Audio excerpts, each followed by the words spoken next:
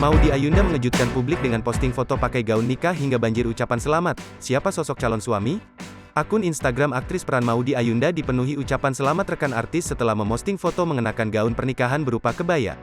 Dalam foto tersebut Maudy memakai pakaian yang didominasi warna putih. Ia tampil anggun dengan kebaya modern warna putih. Rambutnya disanggul dengan bunga melati di sekitarnya. Ia pun nampak berpose di sebuah altar.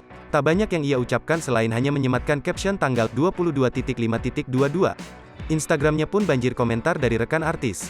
So happy for you, tulis Vidi Aldiano. What? Congrats, tulis Kimberly Reader. Mod, finally, so happy for you, komentar Acha Septriasa. So happy for you, congrats adik tanda Sandra Dewi. Hingga artikel ini terbit, belum ada keterangan resmi dari Maudy Ayunda apakah dirinya menikah.